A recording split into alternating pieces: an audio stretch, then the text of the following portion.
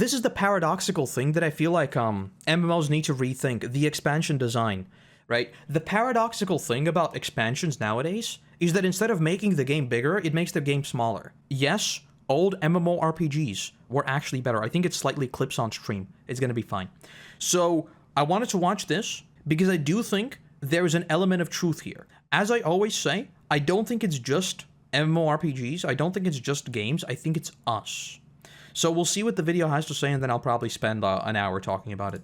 Or as you might better know me, the recently elected president of MMORPGs. Incredible. That means everything I say, including my opinion, is true, and you cannot disagree with me. I've been playing MMORPGs almost exclusively since I was just a little boy playing a point-and-click medieval fantasy game called RuneScape. And a lot has changed since then. I'm now a big boy who's playing a point-and-click medieval fantasy game called Old School RuneScape. This is like me. Yeah, a lot has changed. A lot has changed. But when I was 4, I was playing World of Warcraft. I'm still playing World of Warcraft. A lot has changed, yeah. Why is it that in the almost 20 years of me playing MMORPGs, I keep coming back to the same one? And not just the same one, a 2007 version of that game. Ooh, I never got into RuneScape. I think it's because WoW existed. I knew of RuneScape, but it was already too late. Because like RuneScape, you know, WoW just looked better. So of course I played WoW. I don't even know if RuneScape is supposed to be really, really, really good, but I've never gotten that far into it. Because WoW existed.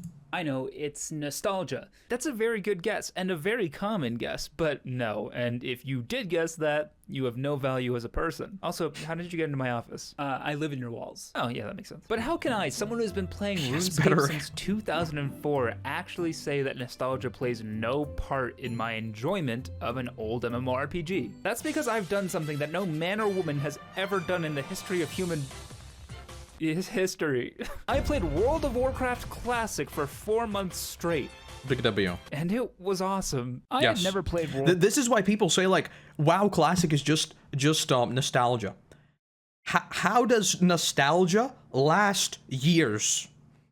You know, there is an element of truth in that, don't get me wrong, but people actually play it. Like, it's not nostalgia if you just keep doing it, you know? Like, nostalgia is usually like you experience it again and you're like, oh, okay, so that was nostalgia. I don't think WoW Classic is nostalgia. I think it's just a really, really good game because it's an actual game, unlike Modern, which is parts of games. World of Warcraft before. I never tried a free trial, I never played at a friend's house, or even watched anything World of Warcraft related. Other than that South Park episode, but that didn't exactly make me I've never watched South Park. I just know some of the memes. I lived in a strictly RuneScape household. And by strictly RuneScape household, I mean I played RuneScape. This is how you know you were watching a good video. Unregistered hypercam. Later, this became like Bandicam. RuneScape, and my brother socialized. Originally, that was because my parents didn't want to shell out $15 a month for me to create an extremely sexy night elf whose body I would sell for gold, but eventually I decided that my entire personality would be based He was doing it wrong, by the way. He was in Stormwind. He should have been in Goldshire. RuneScape anyways, that's where he went wrong. Warcraft would just distract from that. But with all the hype around WoW Classic Hardcore, a solo challenge where if your character dies, it gets deleted, I was finally tempted to make the leap. 4 months later, I died at level 11. Confidently say, damn, yeah, that's a pretty good game. I can use my unique experience of being literally brand new to not just an MMO, but an older version of that MMO to really analyze the experience of new versus old MMORPGs. So with that said, if it's not... I'm actually going to be standing the rest of the video. Can we pan the camera up? So with that said, if it's not just nostalgia that's separating these older MMORPGs from their newer counterparts, including things like RuneScape 3 and World of Warcraft Retail, then what is actually going on here? Is there... As I said, I think a lot of it is game knowledge. I think it's communication outside of the game. I think it's the market as a whole. People don't want to invest a lot of time in these games. And it's also probably the seasonal model with WoW in particular. Nothing feels permanent. That's for me the biggest thing. Whereas with WoW Classic, it's just one game. Like everything matters in WoW Classic. Nothing really matters in retail because everything will be replaced in 2 months. Is there actually a tangible design difference in these MMORPGs that are coming out today? Well, that's what the entire video is about, so why don't you just keep watching it, you little baby boy?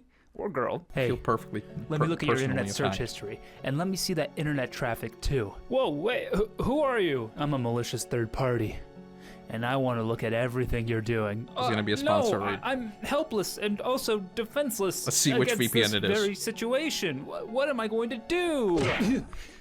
Don't worry, it's taken care of. Oh my God, thank you so much. Who are you? I'm Atlas VPN, the sponsor of today's video. Atlas VPN is great for keeping your data and internet traffic secure from malicious third parties. As you just saw, I handle those no problem. But Atlas can do a lot more than just keeping you safe. Personally, I like to use it to watch my favorite shows that I can't watch in America. For example, I can use Atlas VPN on my phone to This is unironically big W for every VPN. I'm not sponsored, I swear right now, but like unironically, this is the best use of a VPN. You just like go onto Netflix and it's like, oh, I want to look at this. It's not even there. It's so annoying. to a UK server and then easily watch one of my favorite sports shows right now, Welcome to Wrexham on Disney+. And the best part is I can use Atlas VPN on my phone, my computer, my iPad, any device I would ever watch anything on. So click the link in the description right now to get Atlas VPN for only $1.83 a month. Plus you'll get 3 months extra.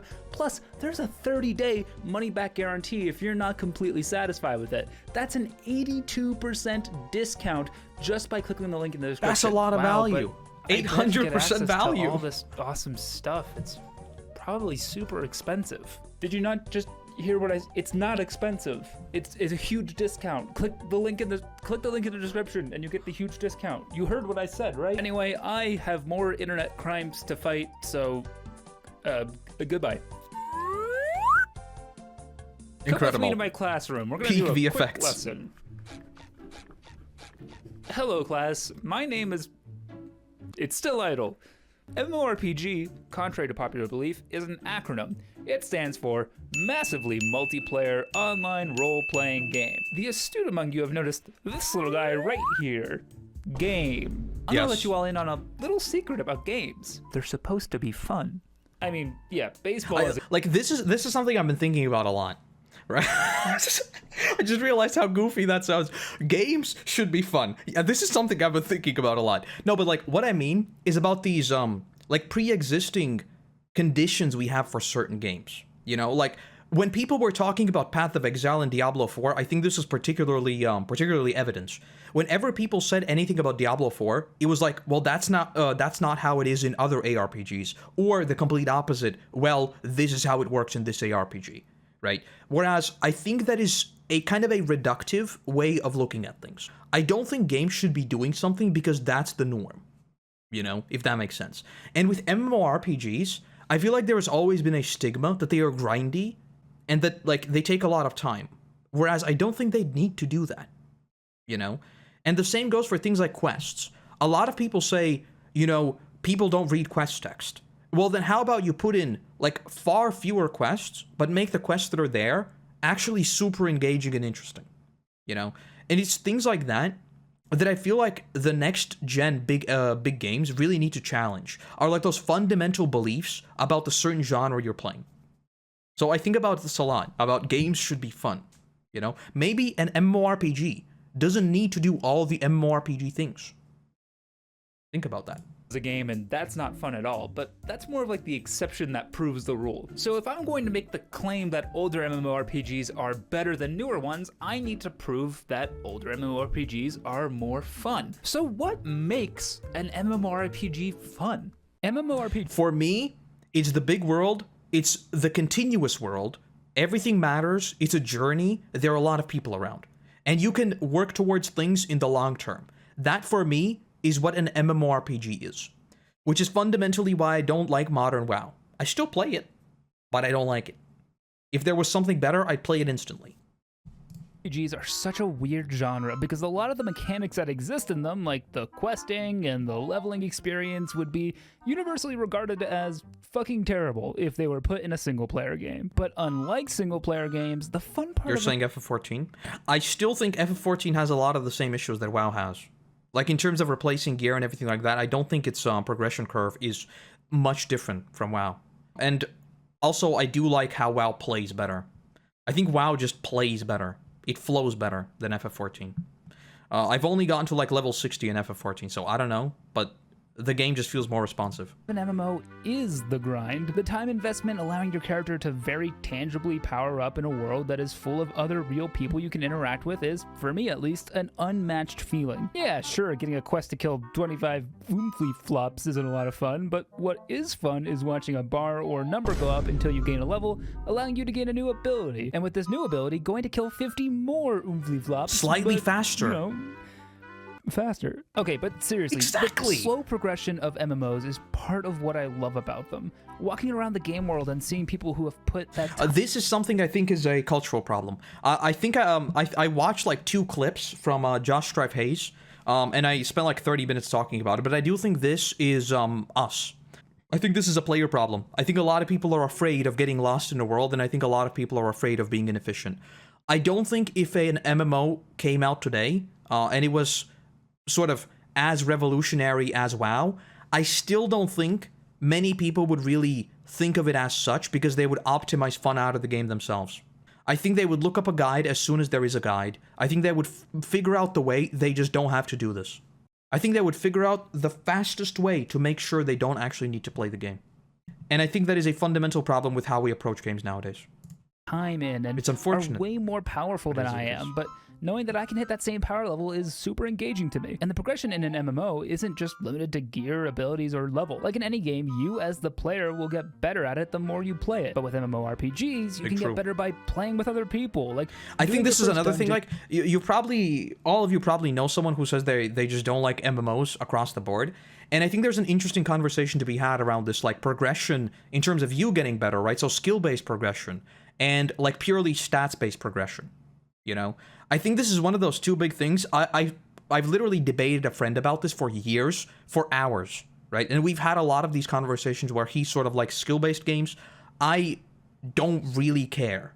I find stat-based MMOs very rewarding, even though it's not necessarily just my skill translating into how I perform, right? I want to feel like the time I've put in is sort of rewarding me, right?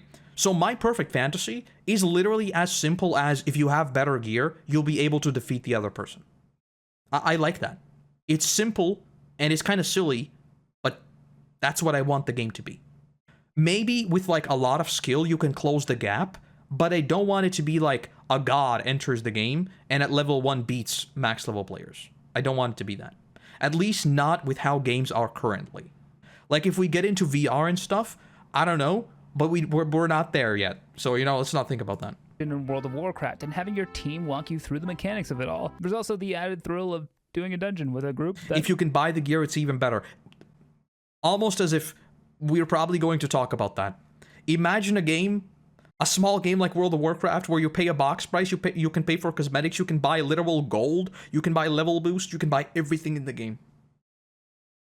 How exciting. And, oh, and the best part, you'll replace all of that in 2 months. Thinks they're playing an esport and will call you a slur. Still play WoW. The shield at the exact right moment. There's just something amazing and unique about the social aspect of progression that a single-player game could never really have. Another thing that is extremely important in the enjoyment of MMORPGs is clear goals at each and every stage of the game. If there's even a slight lull in what a player's objective should be or how to get to the next zone, then they're extremely likely to log out and never log back in. These lulls in gameplay are what are commonly referred to as quit moments. The vice president of MMORPGs, Josh Strife Hayes, has a great video about quit moments. Big W, big W, big W. Josh Strife Hayes, the GOAT.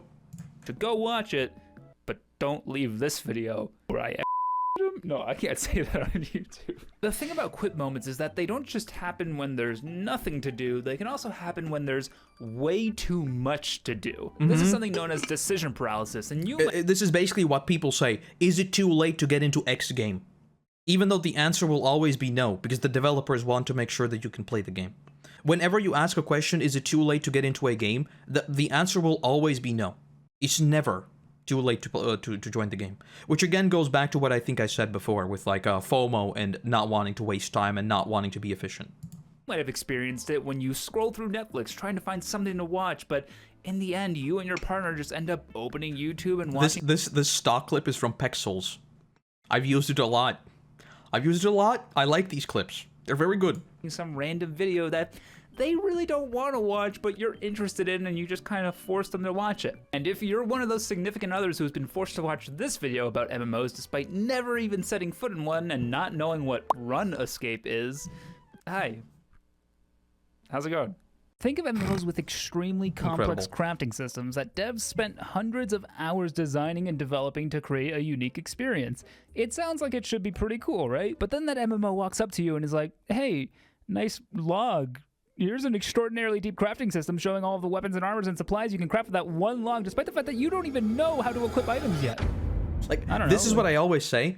It is, no matter what people say, it is far, far harder to make something simple than something complex. And that is why I think Blizzard was so successful back in the day. Because they made what is complex extremely simple.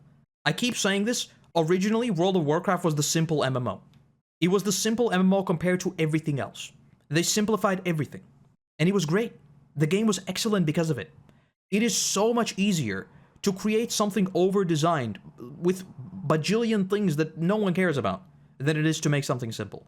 Which ironically, again, going back to D4, why does it have 500 different stats? Why? It doesn't matter. It doesn't, literally no one cares about them. It's just over-designed. That would scare me.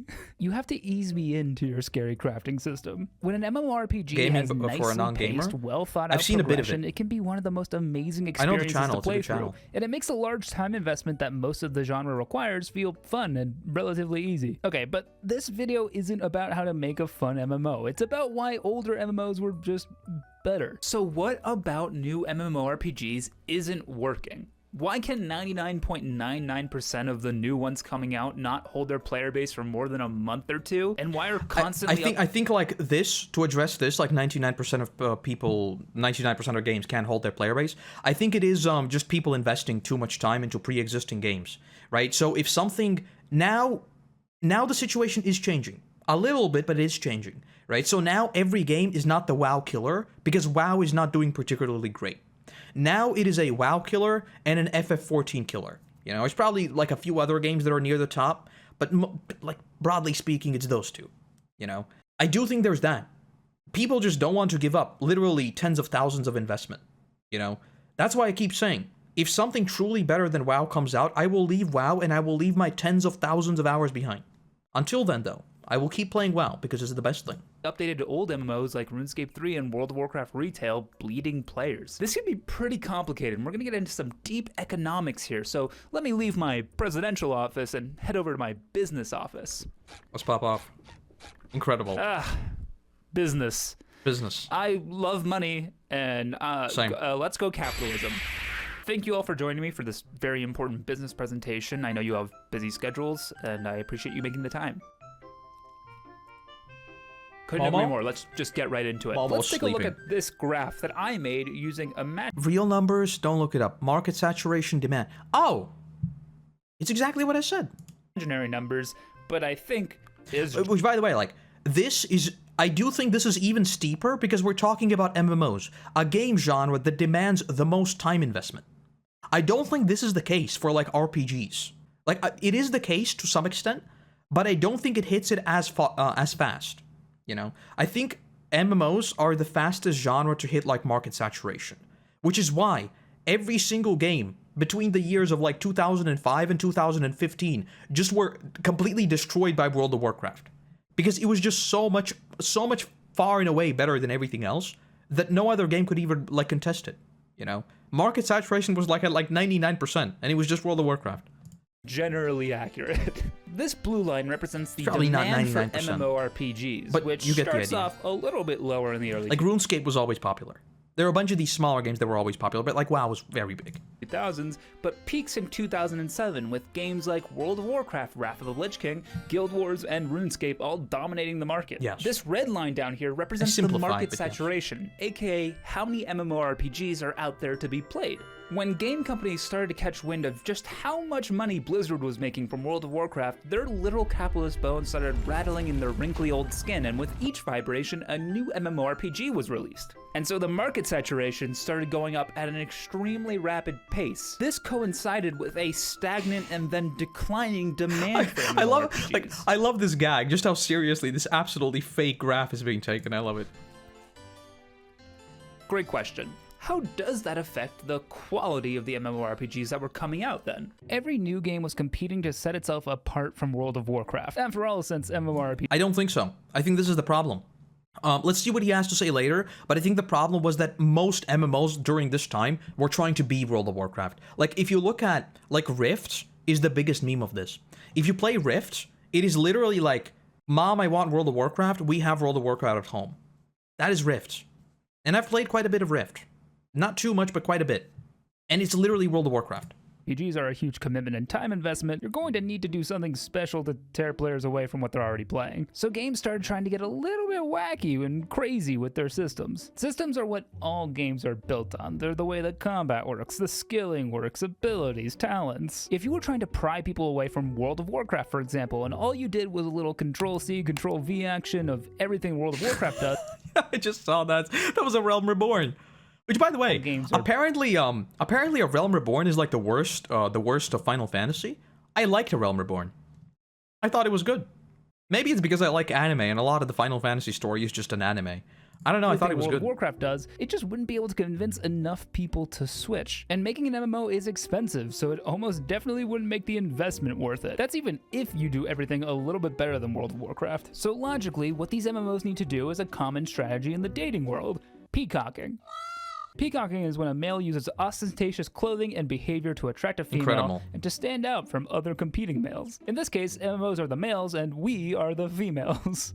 MMORPGs would start developing increasingly complex systems like fast-paced combat, seasonal game modes, permadeath, full PvP... What the hell is going on the screen right now? This is like that one meme of the dude with like 60 million overlaying add-ons. Why is there so much stuff? I think these are supposed to be the buffs. These are his spells. These are also his spells. These are also his spells? This is like the inventory. This is the why do you always have your stuff open? Why is this open? What game is this? I have no idea. Evil Lucario, I guess. Maybe?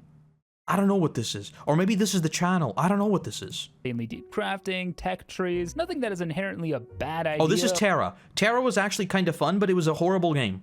This is Terra, this I know. Or poor design, but things that unless executed perfectly would do more overwhelming a player than engaging them. Just look at all these MMOs released from 2010 to 2013, the point at which the MMO market was already well saturated. Most of these I'm sure you haven't heard of, but if you have, they probably weren't your primary MMORPG. A lot of the notable ones though had one of those complex systems I was talking about. You had games like Terra with its non-target combat system with a heavy use of a dodge mechanic, not unlike the Souls franchise. Terra actually did alright for its time, but Terra was good. I played quite a bit of Terra. I played Terra when I was looking for my next MMO because I was hoping that something better than World of Warcraft would happen. I had a very dark period where I thought surely something better than WoW will happen. I'm still waiting. Did officially close its doors just last year after Vice President Josh Strife. The game is bad. The game is like bad. It was fine. It was kind of fun, but the game is bad. He's made a scathing review about it, and they bowed out in shame. Yeah. You had Rift with its Soul system, which was basically a competitor to WoW's really popular talent system. Now, Rift did really well when it came out. It was the prophesized WoW killer that MMO players and blogs were looking for years. But even Rift started losing players only a few years after its release until it was eventually acquired by a company that is not exactly known for helping MMOs to become better versions of themselves. Game goes right behind me, isn't it? Stupid. You also had Star Wars: The Old Republic with its morality system. Apparently people really like this game. I've never played it. Apparently this game is actually really good. Like from the Knights of the Old Republic. And it also... Oh, no, maybe the other one is the one that's really good. I don't know. It's different than other MMOs because it was Star Wars. And it's SWTOR, right? The good one. I don't know what that stands for. Didn't have the license to be Star Wars. Not gonna lie, Star Wars: The Old Republic didn't do too much different. It was still a good MMORPG, but just like the rest of them, it really didn't last that long in terms of having a huge player base. But I know what you're thinking. Why haven't I mentioned one of the biggest MMORPGs ever that was The released critically acclaimed game, Final Fantasy XIV. between 2010 and 2013 that allowed you to explore the world of a beloved Japanese franchise? Hello Kitty Online. Incredible. Unfortunately, like so many other MMOs on this list, Hello Kitty Online closed its doors in 2017. But luckily, its website is still up, and we can see the last message the developers ever put out to its player base. Let's see it. Hello, everyone. Springtime has finally come. Easter is just around the corner. And we're holding several events in celebration. We'll post details soon, so keep tuned in, or you'll miss out on fun games and prizes. Yeah. See you in game. The Hello Kitty Online team. Yeah. They never did post those details. Wait, why was the last post in 2012? It shut down in 2017. The other thing an MMO can The do to stick calendar out, ended. which doesn't necessarily require a ton of added complexity, is by appealing to a niche. Most of the time, if an MMO wants to appeal to a niche, it's going to go for full PvP. It sounds exciting, right? Everywhere in the world. This is one of those things. Okay. This is one of those very, very rare times where I have to agree with you think you do, but you don't. So many people think full loot PvP is great, when in reality it's like 100 people. It's like literally 100 people who are totally fine with losing everything all the time. I genuinely think like the hardcore mode, where if you die to the environment, it's over, is like infinitely better than full loot PvP, because PvP by design is not fair, you know. Whereas in a hardcore game, yeah, sure, there are some things that can happen that can kill you. It's kind of unfair. But there you're at least actually up against something that you can reasonably beat. You're not going to get, like, attacked by 100 dudes. No one wants this. This is not fun. It sounds cool. Of course, all of us want to be the anime protagonist taking on 100 dudes solo. Of course we do. That's not how video games work. It's not. 100 dudes against one dude? No. Gives you this sense of danger because at any moment you could be struck down. It's even more exciting when the developers go even harder and make the PvP system full loot, meaning everything you have is lost on death. This is exactly what games like Mortal Online do. Yeah. But the reality is, appealing to a niche, especially a hardcore one, usually means your game is doomed to remain small. Yes. Especially since in the gaming world, MMORPGs are already a niche. Just think back to New World's development. New World was one of the most hyped MMOs in recent memory, at least, you know, one that has actually been released. One of the features it was most proudly and loudly boasting about was its PvP, until they realized that if they wanted to survive and even thrive... I think PvP just, until we have some major breakthroughs with, like, Unreal Engine or something like that allows more people on screen and stuff like that, I don't think MMO combat will ever really work. Again, I always go back to when we get to, like, VR, you know, proper VR, and we actually have, like, you actually move your body and it's actually responsive, then maybe. But until we get there, I don't think MMO PvP can really be that engaging outside of the main PvP people, you know? Like, WoW Arena is still popular, but I wouldn't really call it mainstream in any way. I don't know, I've never really PvP'd myself a lot, because I just don't see the value in it. I don't really feel like that's a particularly MMO experience, if you will. I think open world PvP is sometimes fun, but again, that's kind of a occasional thing until you get annoyed, which is why I think PvP in general is kind of not a great thing for MMOs in 90% of cases. They were going to need a strong PvE experience too, since... Because PvP Ashes was is just going to too have quite a niche. bit of In the PvE. end, they did both decently, but neither really well, and the game just kind of, well, you know. And stop typing that comment that you still play New World, okay? Who are you trying to impress? Another fun thing that happened before the release of New World was Amazon Game Studios putting out a statement that said, hey, by the way, we are going to have cosmetic microtransactions, but don't rule out non-cosmetic microtransactions. Like, Incredible. Amazon. Hey, the game... hey, could you please invest 10,000 hours of your life in our game? And then we'll invalidate it because you'll be able to buy everything you worked for. Trade deal. Isn't even out. Can you at least let us, like, play the game before you keep telling me how you're gonna milk me like the MMO-addicted cretin that I am? But I mean, to be fair, Amazon does mean the money. I mean, Jeff Bezos is only the richest man on Earth. No. Is he? I'm pretty sure he's not anymore. Wait. How is he supposed to afford to make an MMO without $5 rainbow lions, you know? But that does bring me nicely to one of the biggest problems Elon with era? modern I think so. MMOs. I think so. Microtransactions. I hate this. That's right. Microtransactions aren't cool, and I'm not afraid to say it. Hey kid, you want to buy some microtransactions? Like the saddest thing to me is that like the upcoming generation of gamers, you know, they'll be conditioned to think microtransactions are fine. To them, buying skins is just like what happens in video games. I'm so sad. The next generation of gamers has already been tainted. Forever. They've been tainted forever. Help you level up, if you know what I mean. No thanks. I'd rather do things the old-fashioned way. So I, spent, like, Look at that Linkin Park poster. That's pretty cool. 40 hours I think that's an album. It's not a poster. killing a boss to get the last part of this shield. Incredible. It's not very good. It's not a very good shield. That's sad. The big issue is there's no incentive for MMORPGs, both old and new, to not introduce microtransactions in some form. The way microtransactions work from the company's perspective is not to have every player spend a little bit of money. It's actually to get a few players to spend a lot. This is what we in the business call whaling. Which is also why, by the way, this is a mega tangent, but I think it's very, very goofy. You might have seen, I saw this on my timeline, and I couldn't help. Tinder is introducing a $500 subscription. If it's not a joke, then I don't even know. Because, like, yikes. Lot of money. Those players are called whales. The reason every MMO is using microtransaction models is because even if your player base and subscriber count is dwindling, you'll probably have at least a couple of whales keeping your game afloat, which in turn encourages the devs to add even more microtransactions. And You usually hear this, people ask like, wow, how is this game still going? And then you're like, oh, so it's just like the 0.1% that is literally keeping the game afloat, and they're not shutting it down because they just keep buying stuff? Oh.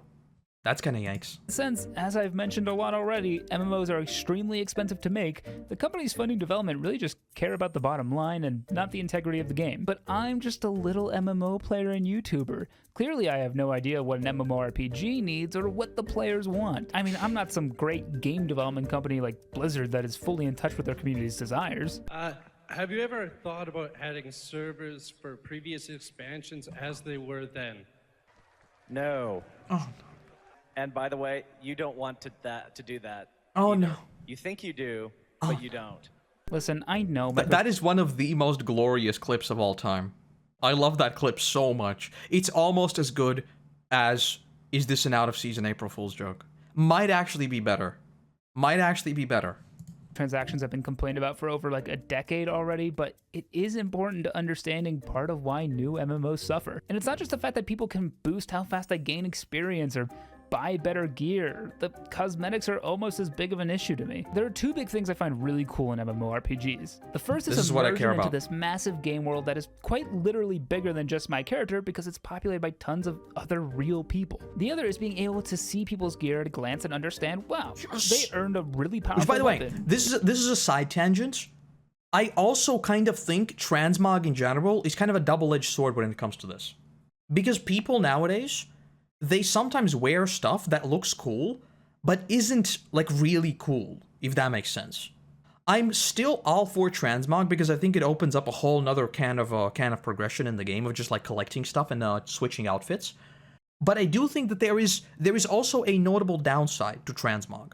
Because suddenly someone who's cleared, like, the best raid or something might not wear the armor from that raid because they just don't think it looks cool. I think there is an angle to that.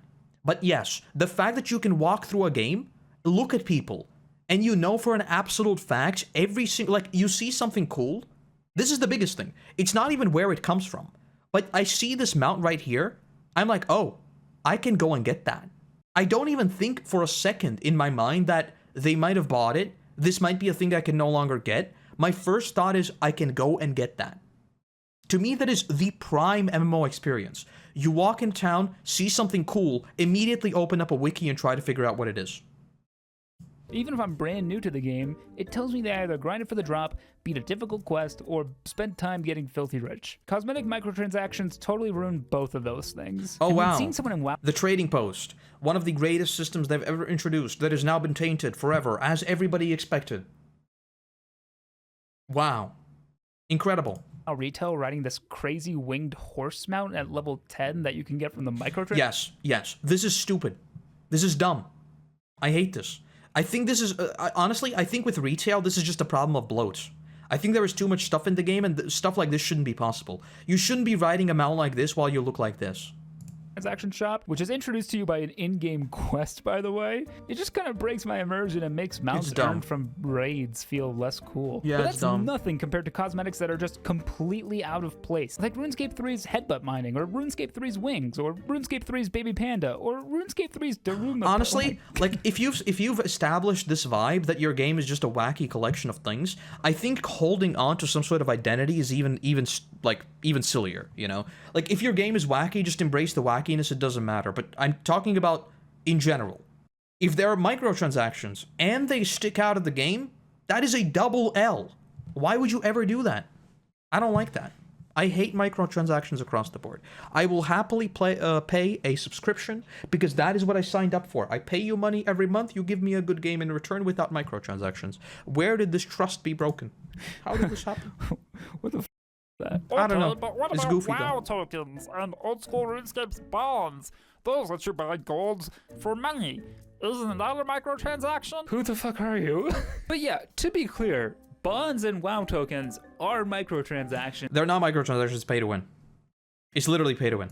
and I don't like those either. I understand that they do have their advantages. They're Like, limited, old but it's school pay to win. RuneScape's bonds mean that free-to-play players can get membership without spending any real-life money. But And the let me be clear, I've not paid for a WoW subscription in years. I've not paid for a Blizzard game in years because of the WoW token. I make money off of people who have no idea how to play the auction house. It's what I do. I've made a lot of gold, and I use that gold to buy games. I still hate it because it ruined the game. I don't like it. The ability to It's buy bad. in-game currency with real-life money is just always going to be a net negative to me. Just because a microtransaction isn't directly letting you buy levels or It's literally like, let me go on another quick tangent. I think it removes the whole point of the game. I think it removes the entire fantasy angle of a fantasy game.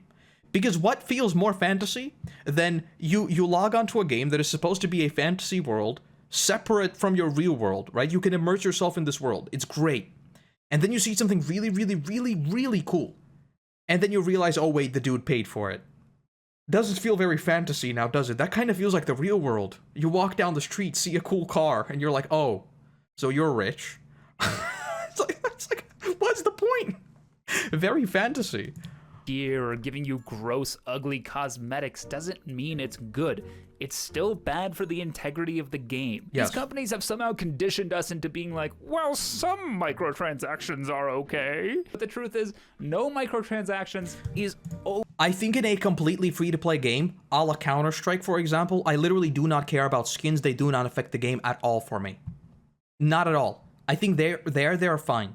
I think for most free-to-play games, actually, it does not matter. Because they realistically need to make money. If you put your microtransactions in an MMO, though, that's when I'm out. Even a free-to-play MMO, there is a very good chance I might leave. Because I think it just hurts the integrity of the game, and it takes away the whole fantasy aspect of the game. Which is the only reason why I'm kind of worried about the Riot MMO. Because every single game from Riot is free-to-play. And a free-to-play MMO raises red flags for me. Even if it is just cosmetic. I don't want cosmetic stuff in an MMO. I don't. At all. always better It's not cool. than any microtransactions. And if your game needs microtransactions Yes, and I have heard that. boosts to be playable and enjoyable, you've made a bad game. Listen, MMORPGs these days are in a really tough spot. They're coming out at a time where the market is oversaturated and the demand has really I'm gonna stop again. I think another reason why MMOs are coming out at a very, very bad time right now is that the technology is evolving so fast, especially with like AI stuff, which will 1,000,000% revolutionize every single RPG under the sun. Like, can you imagine an RPG where you can actually talk to NPCs? That is becoming a reality. So anyone who's been working on an MMO for like the past 4 or 5 years and is getting ready to release, there is a chance that by the time they release their game, it is already outdated. And that is the problem with MMOs. We talk a lot about this with AAA titles, right? How dev cycles nowadays are so long that no game can keep up with trends. This is something that is brought up time and time again with every single AAA release nowadays. And MMOs are hurt by that by default because they are just big games. You know, it's not even the fact that they're AAA, it's just the fact that it is an MMO. Never been lower. And we're also in the era where you need a large investment to make an MMORPG. It's not like back in the late 90s when one guy could make Ultima, or three brothers could make RuneScape, or a relatively small team at Blizzard could make all of World of Warcraft. The truth is, modern MMORPGs are kind of at a natural disadvantage due to factors mostly outside of their control. Okay, but enough about modern MMORPGs sucking, because that's not really the point of the video. Older MMORPGs have a lot of things that... I honestly think you don't even need to really dive into why old MMOs are good. I do think a lot of it is just that newer MMOs are worse. And it's as simple as that. Because classic WoW is not a perfect game, but it feels better than retail. Retail has a lot more content, but as just a game, I do think classic is a better game. So I do think it is, in many ways, it is as simple as it's just worse. That make them special, that aren't just new MMO bad, old MMO gooder? Wait, hold on, I'm getting a call. Hello? No, I think you're mistaken. No, that can't be true. Well, 1 second. Sorry, this person on the phone is telling me that you aren't subscribed, but that's ridiculous because you are subscribed. I am. Right? I'm not logged in on this browser, though. Let's go back to my though. business office so we can look at numbers about older MMORPGs. This isn't the way to my business office. It's this way, sorry. You'll remember this graph that showed us that new MMORPGs are joining an oversaturated market with low demand. But the absolute inverse is true back in the late 90s and early 2000s, when demand was on the rise and the saturation was still really low. That's really good. Back then, all you had was like Ultima, Guild Wars, EverQuest, Neverwinter, RuneScape, and World of Warcraft, which sounds like a lot, but in reality, it's not that much. And that's especially when you consider that when World of Warcraft came out, EverQuest was just... imagine competing against WoW when you look like this. Gone. EverQuest died. Sorry, EverQuest fans, but you know it's true. So what does this lack of competition mean? It means simplicity. The MMORPGs that were first onto the scene in the late 90s and early 2000s weren't fighting to stand out against an ocean of competitors. Yes, you still needed to do something different than the other games on the market, but you didn't need to dig too far deep to do that. This meant that the underlying systems that drive all these games were really very simple, clean, and usually well designed. And to be clear, a simple system doesn't mean it's bad. It can actually mean the exact opposite. I think Ghostcrawler did a very good thread on Twitter about this. So basically, it's one of the OGs from WoW, right?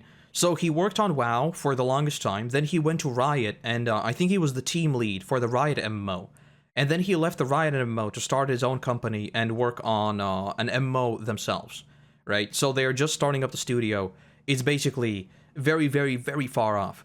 But he made a thread talking about how the game they're going to be developing is not going to be revolutionary. They don't mean to revolutionize the genre. What they mean to do is they mean to go back to the roots of MMOs and just make a really, really good game. And that's it. They're not trying anything new. They're just going back to what made MMOs great and bringing it into the modern age. No bells and whistles, nothing. Just a good MMO made in 2023. So that sounds good to me. We'll see how it turns out, because it's probably many, many years off. Before how overly complex systems of new MMOs are often a turnoff more than a draw for new players. Well, the inverse is true for simple systems. Think about the system that most players think of first with every MMO. Leveling. Combat. Sure, Combat. World of Warcraft Classic has a whole host of abilities, but the number of abilities per class isn't actually that much, and the fact that you earn them in a slow progression from levels 1 to 60 makes it extremely easy to digest. Compare this to WoW Retail, where not only are there more abilities and more classes, but leveling is 100 times faster. I mean, speedrunners can get to max level in under This is what I meant, right? This is the paradoxical thing that I feel like MMOs need to rethink, the expansion design, right? The paradoxical thing about expansions nowadays is that instead of making the game bigger, it makes the game smaller. You know why? Because when do you think a expansion is fully fledged? Well, it's in the final patch, right? Everything in the expansion is complete. Usually you can do all the raids, everything is great. But what happens when you move into the next expansion? Well, all of that complete expansion content is stripped away because it is now trivial. What we do instead is we move into the first patch of the next expansion, which has fewer raids, fewer dungeons, fewer zones, fewer everything. So instead of making the game bigger in what is supposed to be an expansion, you make it smaller. And with World of Warcraft, this is particularly the case, because in order to streamline the game, we have taken away all the expansions that were once there. And you can just level through, like, however many, like 4 or 5 zones, if you want to. You don't even need to play through all the expansions. So, you know, it's kind of problematic when the game doesn't really matter. In Classic WoW, though, the whole game is the game. Think about that. 5 hours. That's something that will take you hundreds of hours in Classic, even for the fastest players. That means you're constantly getting new abilities and it can be hard to keep up. It muddies what was once a simple, clean system. Other than that, the combat is target-based, so you click on an enemy, button mash your ability rotation, and you're off. It's so simple, but it's smooth as butter and a lot of fun to get into. If you ask any WoW Classic player what they love about the game, they'll usually tell you the combat is at the top of their list. I mean, the reason there was a mass exodus from WoW... It's simple, it's responsive, and it works. What else could you want? What else could you want? Say what you will about Blizzard games. Every single Blizzard game plays well. Overwatch 2 is one of the smoothest shooters you can play right now. It feels good to play. It feels good to press your buttons. And to me, that is the most important thing. Everything around that is obviously flawed, but, you know, it feels good to play. And that goes for a lot. To Final Fantasy XIV a couple years ago is because Final Fantasy XIV has a very similar combat system, and WoW players are not willing to sacrifice that in their MMO. Old school RuneScape's combat system... I do think, I'm going to say this again, this might make people mad. I do think the Final Fantasy XIV combat system is worse than WoW's. I said it. What I will also say is that the Golden Saucer, I think that's what it was called, the Golden Saucer alone gave me more entertainment than World of Warcraft did in probably, what is it? Now, like the last 3 years, probably. Something like that. I love the Golden Saucer. It was such a goofy little place. Is literally point and click. Like, seriously, you point and click and watch your character do damage. You don't even have to watch. You can actually just get up and go do something else if you want. You know, you could get a job, maybe. We've been wondering if you're going to do that. Or just, oh, you're just going to keep watching the video? Okay.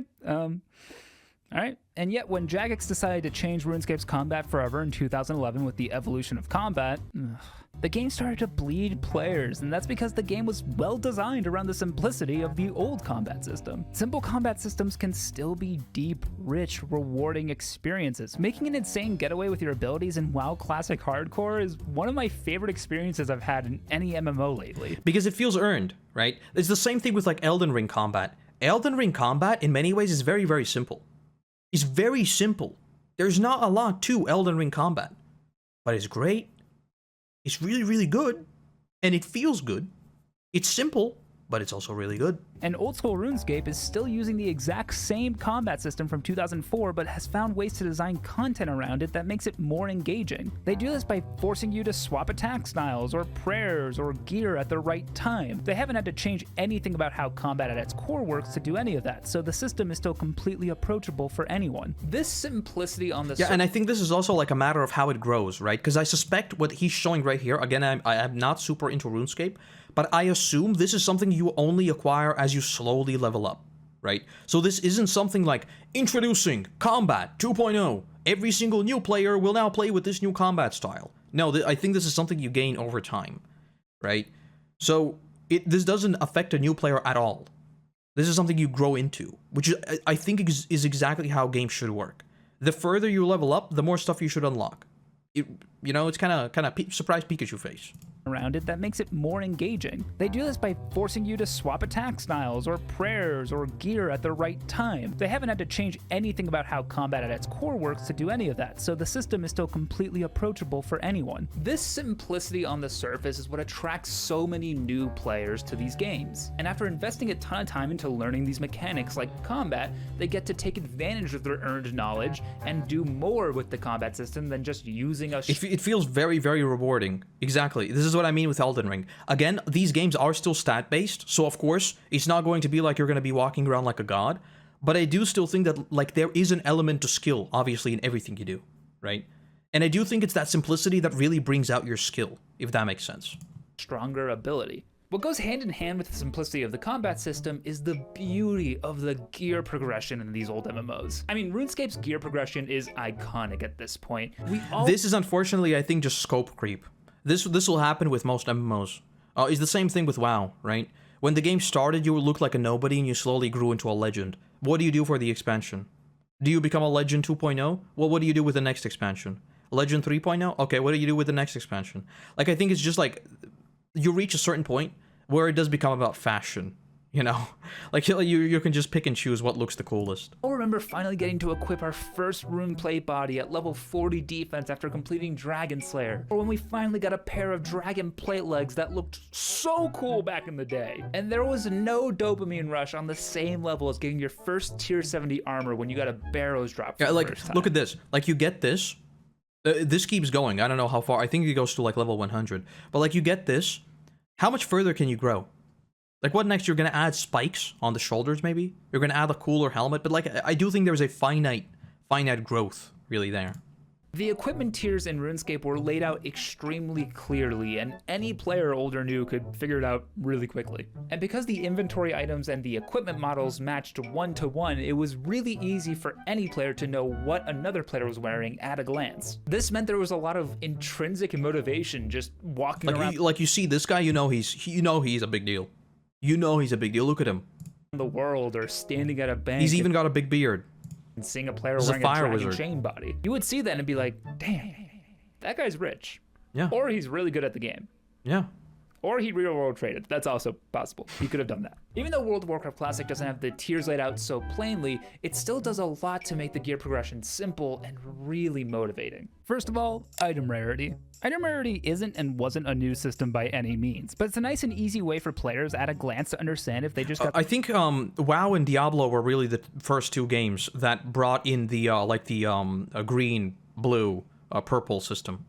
something worth taking a closer look at. Sure, it's not always perfect, but it does what it needs to do. Yes. Then you have the stats. There's only 5 main stats, and it's not hard to figure out which stats are best for which class, so you end up really only prioritizing 2 or 3 that you want from your items. Like a hunter wanting agility to increase its range attack power, or mages wanting intellect to increase their max mana. When you progress further, you'll find Maybe there shouldn't be any expansions except for adding new raids and story. Well, I think you still run into the same problem, right? It's just like, as you grow the game, what was once your peak is no longer your peak. So you kind of need to think of something, right? So this fire wizard we looked at a second ago, like what happens if you start adding new zones? You're going to replace this armor with something supposedly even cooler, you know?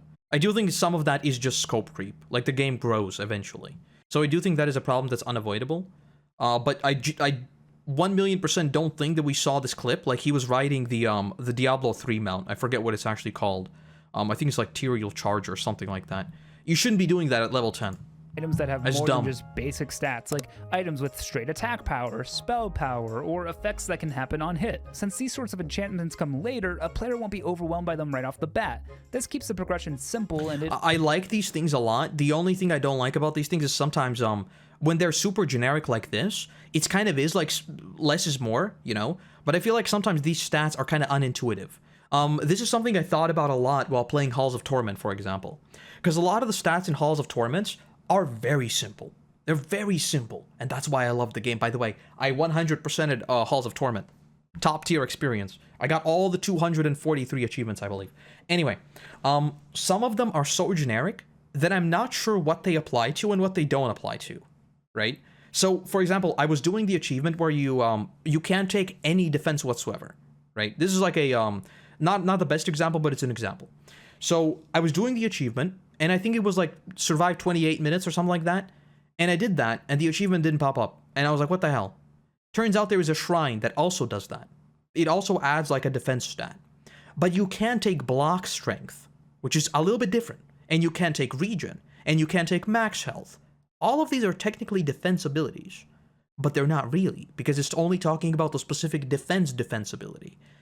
So I do think some of these can be unintuitive, But I'm still all for just attack power rather than 50 million stats that don't mean anything. And some of them are grayed out because they're not even for your class. It also helps your I don't power like feel that. like it's really scaling with each gear upgrade. I just really want to stress how much slow progression was key to these older MMOs. Yeah, we all hate when you try an MMO and you don't like it, and the other players who love it are like, well, I don't think this is even the biggest problem. I think the biggest problem with that, I'm just going to leave on this very charming thing. I think the biggest problem with slow progression is getting friends into it, right? You need to either play together at all times, or you will never play together. And that is a problem. It is either you will always play together and you will always be the same level, you will always do the same stuff, and then you can, like, imagine this. You become sick, you're home from work, and your buddy is at work, and you're like, God damn, I have so much time, I want to play the game, but I can't because I'll level ahead, and what are we going to do then? I can't, you know? Or it's going to be the opposite, and they get into the game, and you're already like 10 levels ahead. And I mean, that's like hours, you know? What are you going to do then? So I do think there's an element of that. Because again, with games like Classic WoW, the leveling experience is just... is the majority of the game, really. well, did you invest 500 hours? That said, though, I say that. But I would still vastly prefer slow leveling than fast leveling. It's not even close, too. It's like 50 times over. If you didn't invest 500 hours, you don't actually know the MMO. Like, This is dumb, by the way. Anyone who says you should invest 500 hours into a game to criticize it is kind of silly. Like, you're not going to get people with 500 hours if people quit at hour 2. Simple as that. That's bad design. Yes. I don't want to have to invest. This also applies to TV shows and anime and everything else, by the way. If you can hook your hook your viewers with like episode 1 or chapter 1 or something like that, it doesn't really matter. It's kind of sad, right? Because if it is a great story, of course I want to see it, but it's the sad reality of if you don't have a hook, most people will just drop off. Maybe at some point people will realize that it's good and they'll come back, but that won't be the case for a majority of things. So you need to hook people. And the same thing goes for games. That's 500 hours to enjoy your game. But slow Yes. progression doesn't mean bad progression. It just means you reach meaningful milestones at every step of the way. But that you don't become, you know, a complete god by level 5 or something. I mean, in WoW Classic, you won't get your first green uncommon item until level 10 if you're lucky. And you're not going to get your first blue item until your first dungeon. And trust Yes. me, when you get something like that, it feels so good. Most of The funny thing about this, people say you'll replace your great gear with greens like every expansion, right? Which is kind of funny. It's kind of funny. But the thing with WoW gear now in retail is that the color doesn't matter because everything is purple. Even World Quest drop purple gear. Literally, the color doesn't matter. It's not epic. Everything is epic. It's kind of sad. I can't even think of a single place. If I logged on to WoW and did anything I would normally do, can I get a single piece of gear that is not purple? I don't think so. Because even World Quest drop purple gear. Everything drops purple gear. the items you'll come across in just your Sad. leveling and questing experience have no stats at all and are kind of worthless. Actually, no, that's a lie. That's okay. I do think there are World Quests would drop like blue trinkets. I think so. Because it makes the real upgrades feel that much better. Meanwhile, in WoW Retail, you will leave the tutorial with a blue item, and every single item you find is basically going to be better than what you had before, making upgrades feel like an expected chore almost, instead of this dopamine rush that it should be. If you constantly replace stuff, what's the point of replacing stuff? That's what I've always thought about these games. If you're constantly picking stuff up and constantly replacing your gear, what is the point at that point? None of it matters. It's just like, oh yeah, new thing, let me swap it out. Oh, new thing, +2 strength, swap it out. Oh, +2 strength, swap it out. I don't like that. But enough about simplicity, because that's not even the thing that made these games so good. There's this almost intangible quality that older MMOs had that new MMOs... Valheim, good example of that. I ran around with the troll cloak in my first playthrough, I think until the final boss. Because I think there was it wasn't the final boss, it was the second to final boss. The second to final boss was in the snowy area, right? It was the dragon. And I think I just used potions. I think so. Because there, it was like, again, it was very simplistic. And I just got one thing, and I upgraded it, and I kept with it. It was great. can't, or maybe even shouldn't have. Older MMOs were so freaking crusty, man. The dictionary defines crusty as having or presenting a hard outer layer or covering. old MMOs have that. Old school RuneScape's extremely dated graphics and combat system that have been beloved by the community ever since they were changed in the main. Okay, I think I know the point he's going to make. I think this is a matter of suspension of disbelief. I think the more real you get, the more people will pick on things. I think this is generally true with people.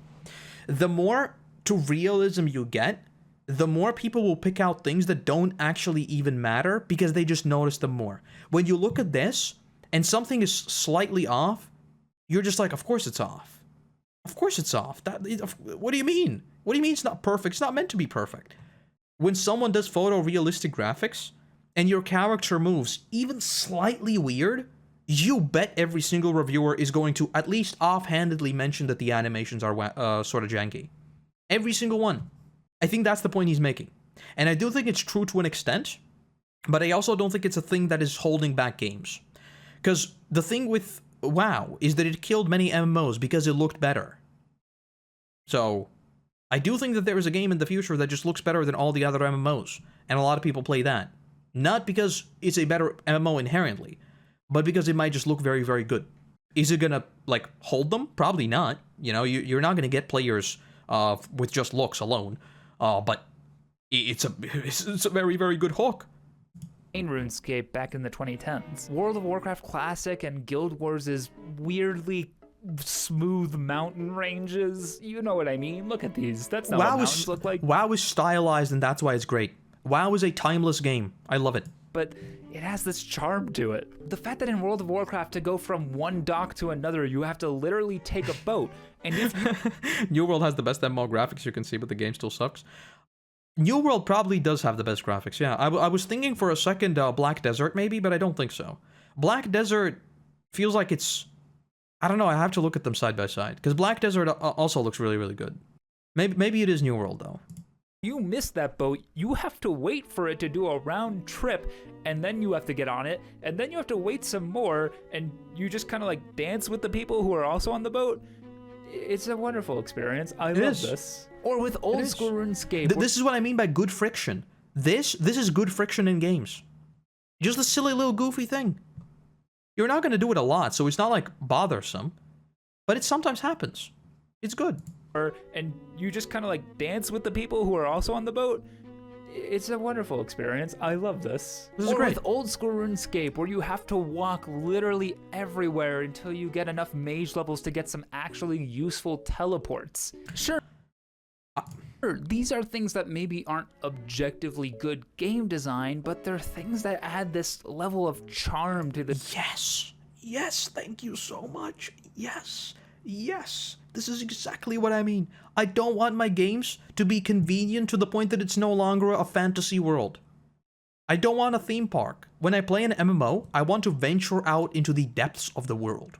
I want to venture long forests that seemingly go on forever. I don't want it to be 3 trees that I run through for the next quest hub. I know it's not the best game design, but you're making a world. Make it feel like a world. I 100% agree with this. I've said this many times before. If you gave me a game where I need to travel 20 minutes to get somewhere, I'd be fully on board. Yes, it'd be annoying. Yes, I'd probably complain about it at some point, but I would like it. Like, deep down, I would love it. I would. The game worlds. I was going to make a point about griffins, in WoW, about, like, flight paths, but usually people just went AFK. So, it's not really a great point. That I just love. I love having to walk from place to place or taking an extremely inefficient flight path instead of just being able to teleport to any city I've been to before. It makes these worlds feel big, and it feels like I'm just a small part of it. And if you're a game developer, I just want to say that lodestones and fast travel are a plague on society. They kill the game. Diablo 4 made the best change for the game, right? That you could teleport to dungeons, and you could reset dungeons, and they instantly killed the game. I'm not talking about, like, the game as gameplay, but they killed the game that they built. The world they built. I guess, yeah, I shouldn't have said game. I should have probably said world. They literally made the most efficient way to play the game by teleporting to dungeons and not talking to anyone, not interfacing with anyone, and literally just poofing around the world. What was the point of the world if you're just poofing around? I hate this.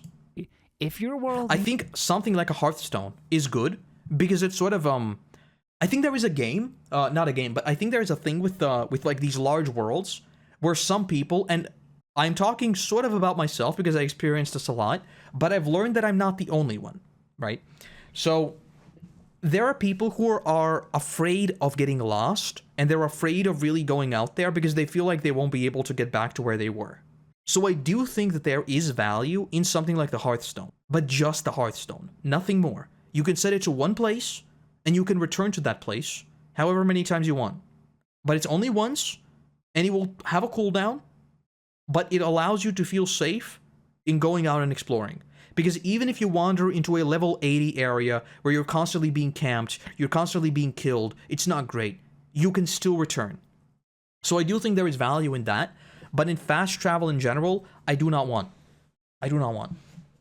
The reason it's that way is because devs don't know how to make quests anymore. All quests are reduced to go here, do this, bring this back, essentially fetch quests. Which is why I think I said this today. I'm pretty sure I did. Maybe I've just thought about it and never talked about it. I do think that there is, I definitely said this today. I think there is a question of challenging the core principles of what an MMO is and what a quest should be. What if instead of having 20 quests in a quest hub, you only have one? And what if that one is a awesome journey where you follow a single character throughout like their whole quest line thingy, you know? Why do you need 20 fetch quests that is followed by one quest that actually tells the story? Why can't it just be one NPC that you meet, you talk to them, and you actually go on a journey? I think this is one of the many things that MMOs need to fundamentally challenge. And I think this will happen. With, especially with like AI generated speech and everything like that, that will like really bring out NPC dialogue and everything. I do think this will happen. And I think some videos of like Skyrim with those, obviously it's not perfect. Obviously it's very, very janky now, but it will obviously get better. And it just feels so much more alive. And that's basically what I think a true next-gen MMO would look like. There probably would still be like fetch quests just because it's kind of goofy. I think everyone kind of likes a fetch quest every now and then. It's kind of like a quick thing. Because I do think there is also value in them being quick and understandable. You know? Sometimes going out and killing one dude, you're like, oh man, I'm going to get 20,000 XP for just killing one dude. That's efficient. That makes me feel good. That's a big dopamine hit. So I do think there is value in that. But I don't think you should have just that. Needs them, you need to design a better world. There, I said it. Yes. And I'm not taking it Big back. true. I'm sorry if that was mean. Adventure It wasn't, isn't the it was true. primary reason people play MMOs, but it's part of what makes it last forever to those who love them. And these crusty bits that exist in older MMOs don't, and in many cases shouldn't, exist in new MMOs. So if what made these older MMOs great can't be replicated by a new MMO, is the genre just like doomed? Yes. Wait. Well, that's the video. That's the video. Clip it and ship it. We're done. I'm gonna uninstall WoW real quick, okay? No. I know it might feel that way with all the MMORPGs that have come and gone over the years, when you consider especially that games that are backed by massive companies like Amazon can't even seem to break through. It just doesn't seem like anything will be able to. But there is one thing that is still out there that can make MMORPGs Ashes of Creation. great again. Development teams that care. Yeah, okay, that seems obvious, but it is true. So many of these games are made by massive corporations that don't I genuinely, like, I meme about that, but I genuinely think so.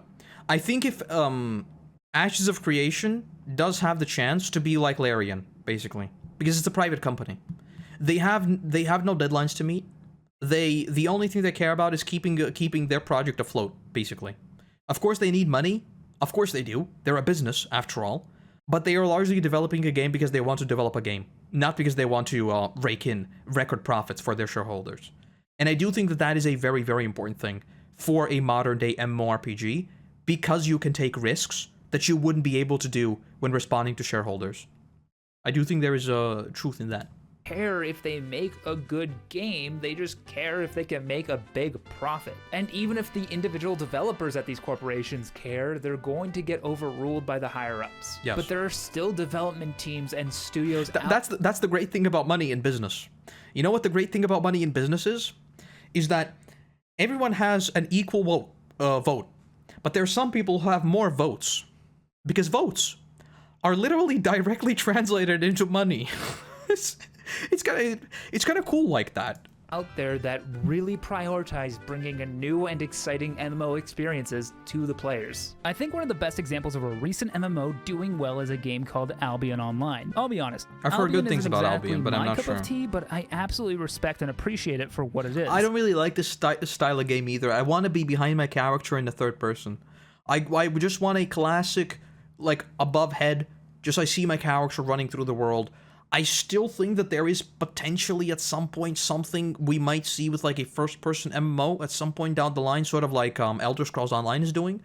But currently, I do think that the best approach is just a classic third-person. I don't like these types of games.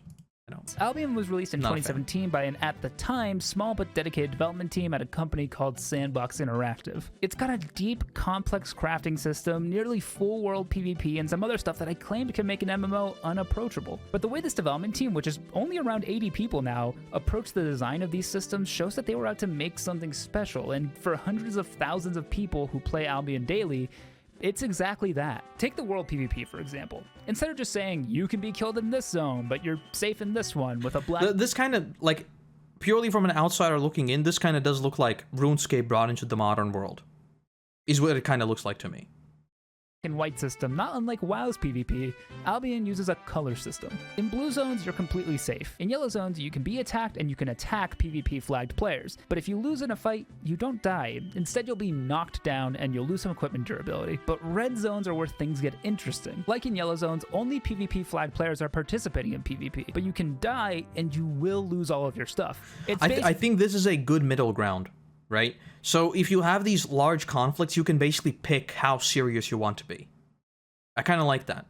Yellow zone with real consequences. And the final zone, called black zones, are the true PvP areas. There's no PvP flagging. If you go into a black zone, you are fair game for anyone to attack and kill you. And just I think there are ways of making this like very, very good friction too, right? So making like one of these zones that are full PvP and you need to travel through them, you can basically pick, will you go through it or will you go around it, right? I do think it's things like these that can make for a very, very interesting MMO story.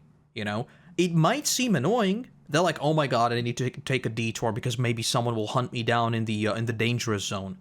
But what if one day your buddies are waiting for you in the dungeon and you need to get there fast? Will you go the dangerous route? Maybe. Maybe you won't. Everything about that feels like a story already, you know? It's not that it forces you to do it, but that you can do it. And I think that is the biggest thing in MMOs when it comes to these sorts of things. I think it's good to have the option, but a full loot MMO will never be very successful. I think it's just as simple as that. People don't want to lose all their stuff that they worked for, you know, for months. They don't. In red zones, you will lose everything. What's great about this system is that it adds another layer to the world design. Look at this map of the zones in Albion. There's this one the closer you get to that. I kind of like this. black zone surrounding a city called Corellium, which has a lot of benefits versus normal cities, such as the black market. It makes players, even those not interested in PvP, have to make an interesting choice of braving a full PvP zone for the benefits that come from it, or play it safe and lose out. And think about old school RuneScape. Unlike classic WoW, old school RuneScape it kind of becomes, I guess in a weird way, it kind of becomes like Escape from Tarkov, right? Where you can like dip in and dip out to see what you can get. I kind of like that. It's been constantly updated since 2013. It's had a decade of dedicated and new content updates. So at this point, it's a whole new game from the snapshot taken in 2007. But the game is actually peaking in player count. That's because the old school RuneScape... Apparently RuneScape 3 is now doing some not so good things with microtransactions, and apparently people are moving back to OSRS. What I've heard, at least. Again, I'm a mega outsider looking in at all of this. Is made up of people who play and love the game, people who go out of their way to respond to and take note of player feedback. The care that goes into each content update in old school RuneScape ensures that even new things feel like they fit into that old mold. Yes, it's true, sometimes they miss the mark, but it's rare, and when they do, it's just not a disaster. And just looking at the player count for old school RuneScape, it pretty much proves that nostalgia is not the reason people love that game. MMORPGs don't need to die out just because they can't be exactly like the ones we grew up with. The challenge is finding a team that that cares enough and has the financial independence to make one of these next great Say the thing. MMORPGs. Say the It thing. also requires that we as players stop giving our money to companies that take advantage not only of the player bases, but of their employees, creating horrible, hostile work environments while delivering hollow gameplay experiences, driving away any of the developers who might actually care about the games and care about the players who play them. I'm gonna go play more WoW Classic Hardcore. Well, that... Bye. Did you know that if I didn't have my Patreon supporters, I would literally be Shout out dead to the in patrons. a ditch right now because I am very sick, and the only way I can afford medicine is thanks to these people. If you'd like to support me on Patreon, you can do so with the link in the description. It's not required, but it's greatly appreciated, and I'll yell your name at the end of these videos. Nice. Speaking of the end of these videos, if you made it this far, why don't you leave a comment saying, oops, I did this a while ago. Honestly, you like, I do you want to get a glimpse inside the mind of Koroto? You know why I stopped doing these little goofy things at the end of, like, if you've made it to the end of the video, say this in the comments? Because I kept overthinking what the phrase would be, and maybe like something in the video might prompt someone to use the phrase, and it seemed weird, you know.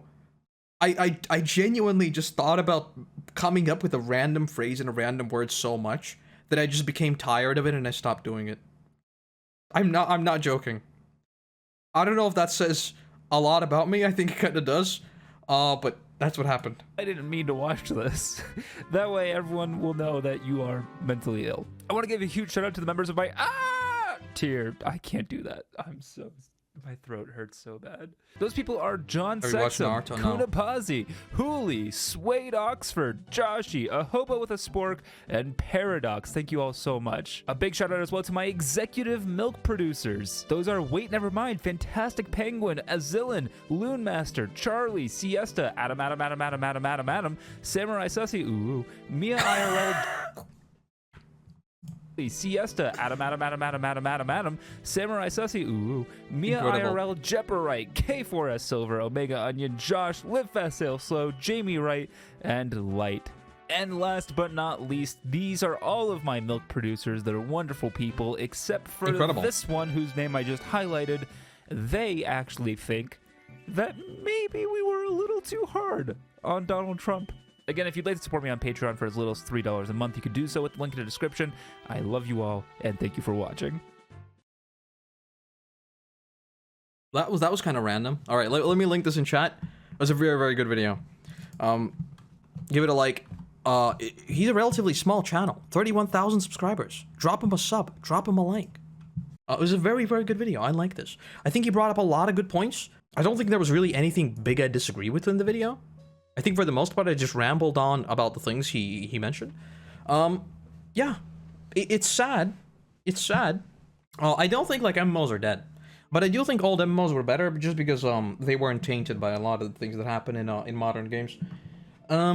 It's unfortunate. I do think a lot of it just comes back down to microtransactions and simplicity of games, whereas nowadays... Because the thing is, like, we talk about, like, the simplicity of a game, right? But a lot of these games are over-designed to make you pay for simplicity, you know? That's why I hate people who say time savers are not pay to win. The reason why a time saver exists is because there is something in the game that takes too long, right? Why does that exist? Why does something in a game exist that incentivizes you to spend money to skip it? It's a business. They're not putting in a time saver because they are very good. They're putting in a time saver because they think they can get your money because you don't want to do the thing. If you don't want to do the thing, it's probably not that good.